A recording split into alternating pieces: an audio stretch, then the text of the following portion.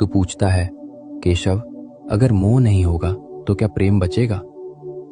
तुझे लगता है कि किसी को कसकर पकड़ना ही प्रेम है। तुझे लगता है कि खोने का डर ही प्रेम का सबूत है। पर सत्य ये है मित्र, जहां मोह होता है वहां प्रेम घुटकर मर जाता है, और जहां सच्चा प्रेम होता है वहां मोह का अंधेरा टिक ही नहीं सकता। आज मैं तुझे प्रेम और मोह के बीच की वो बारीक रेखा दिखाऊंगा जिसे समझने के बाद तेरे रिश्ते कभी तुझे दर्द नहीं देंगे। सबसे पहले समझ कि मोह आखिर है क्या। मोह का अर्थ है मेरा। जब तू किसी इंसान से प्रेम नहीं करता बल्कि उससे मिलने वाले सुख से प्रेम करता है, वो मोह है। मोह कहता है, तू मेरे हिसाब से चल ताकि मुझे खुशी मिले। तू बदल मत, तू दूर मत जा, तू सिर्फ मेरा है। मोह एक जंजीर है मित्र, और याद रख, जंजीर चाहे लोहे की हो या सोने की, वो कैद ही करती है।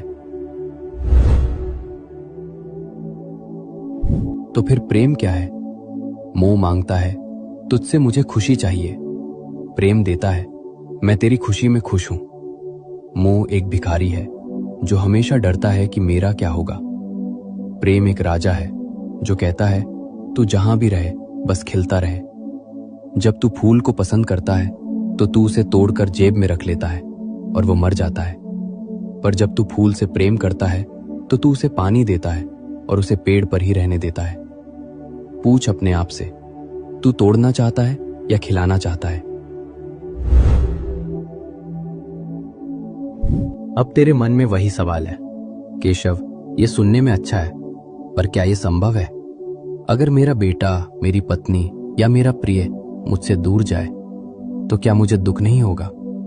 दुख होगा मित्र, शरीर के स्तर पर पीड़ा होगी, पर मोह मुक्त होने का मतलब पत्थर दिल होना नहीं है। मोह मुक्त होने का मतलब है सच्चाई को स्वीकार करना। ये स्वीकार करना कि ये व्यक्ति मेरे जीवन में एक उपहार है, मेरी संपत्ति नहीं। ये यात्री है और मैं सराय हूं। हम मिले हैं पर हम एक दूसरे के मालिक नहीं हैं। इसे एक उदाहरण से समझ। रिश्ते रेत की तरह होते हैं। अगर तू अपनी मुट्ठी कसकर बंद करेगा तो रेत उंगलियों से फिसल जाएगी और तू खाली हाथ रह जाएगा। लेकिन अगर तू अपनी हथेली खुली रखेगा तो रेत वहीं टिकी रहेगी। सच्चा प्रेम खुली हथेली है। तू दूसरे को उड़ने की आजादी देता है, और आश्चर्य देख, उस आजादी के कारण ही वो बार बार तेरे पास लौट आता है।